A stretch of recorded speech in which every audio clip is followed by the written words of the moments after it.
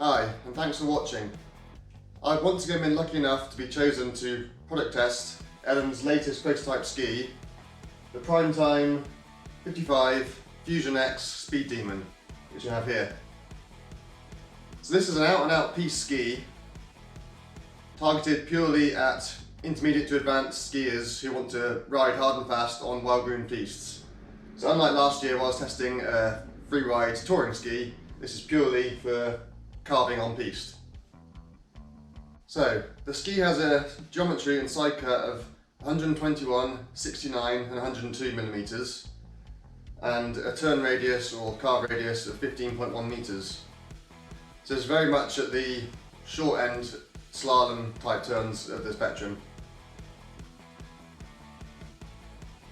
So these skis are length 172 centimeters, which that was the only ski length on offer to me. I don't know if they only produced 172 centimeter skis for all their male testers this year, or whether they've given certain length skis to certain people based on the height and weight. But anyway, this is the ski that I've got, and 172 centimeters is kind of between a GS and a slalom length. So a pure out-and-out slalom ski would be about 165, 167 centimeters, and for someone my size, a GS ski would probably be about 190, 192. So it's slightly closer to the slalom end of the spectrum, but it is somewhere that sits between slalom and GS. Although that said, with a 15.1 meter turn radius, it's definitely much closer to slalom than GS in that respect.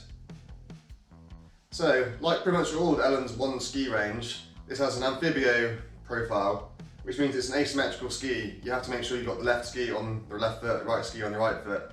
And why is that? Well, firstly, because the active carve length of the edges is slightly different on the inside and outside edges of the ski.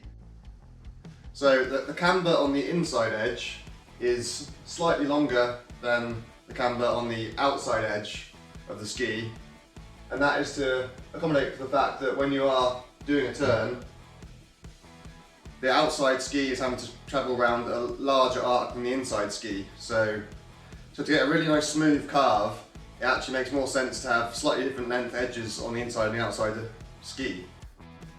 So it's a bit like differential steering in a car. But the other thing that is different on these as well, which isn't the case in all amphibio skis, is the stiffness on the inside edge is greater than that of the outside edge, because of course the inside edge of the outside foot is the one which is giving most of the power, and that is the one which is controlling most of the turn.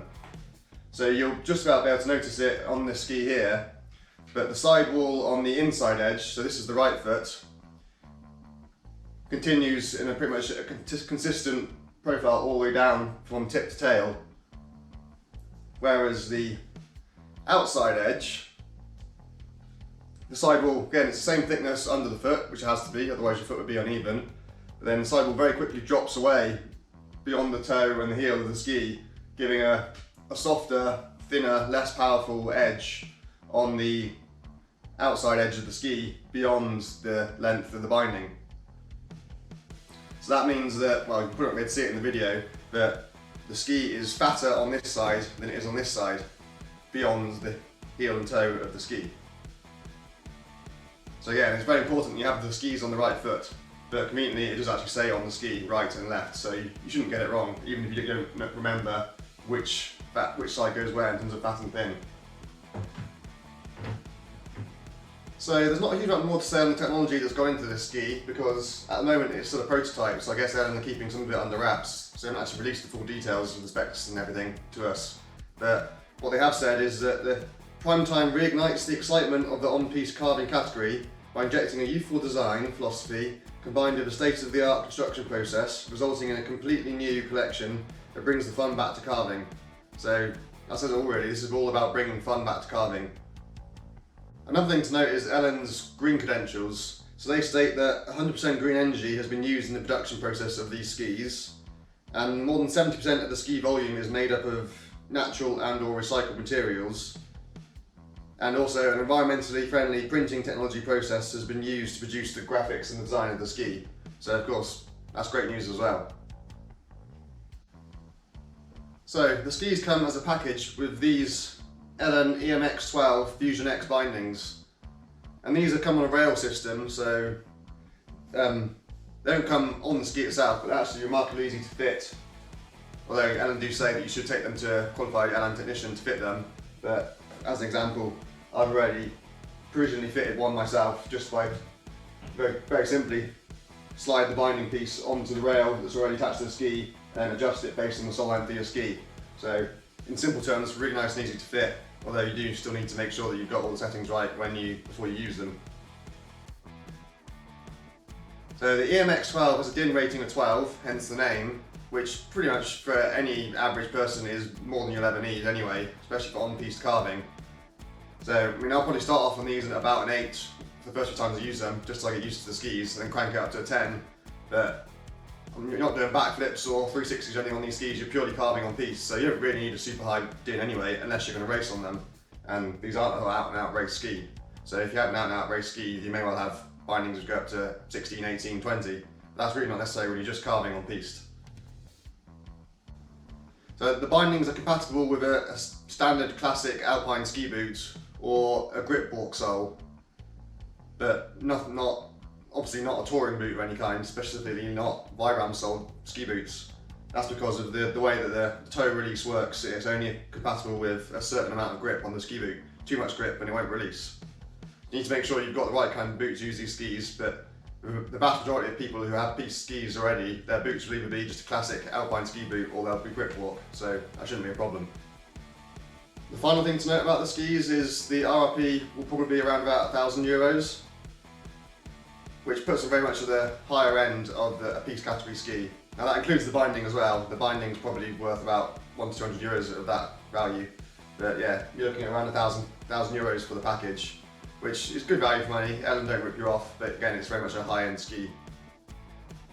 I suppose the only other thing to comment on is the graphics and the design of the ski. Now, because this is a prototype and a factory edition, when they are released to the mass market, it may well not be this exact design. It could be similar, could be completely different, I don't know. But for now, Elan have gone with their classic lime green on the outside edge of the ski, and black, just traditional black on the inside edge, and a kind of gunmetal grey for the top surface, which looks very stylish in my opinion. And then the base, just plain black, but with the Elan logo in the classic lime green again. So, slightly disappointing that the whole base isn't lime green like the Ripstick touring skis that I got, but again, you're not really going to be seeing the base very much, so it's not an issue. I think, yeah, the gunmetal grey combined with the lime green on the outside edge looks fantastic at the moment, and especially when you combine that with the green and dark black of the bindings, it's a fantastic colour combination. I must say I really like the graphics and the design. So, it definitely looks stylish when you're using these skis on the piste.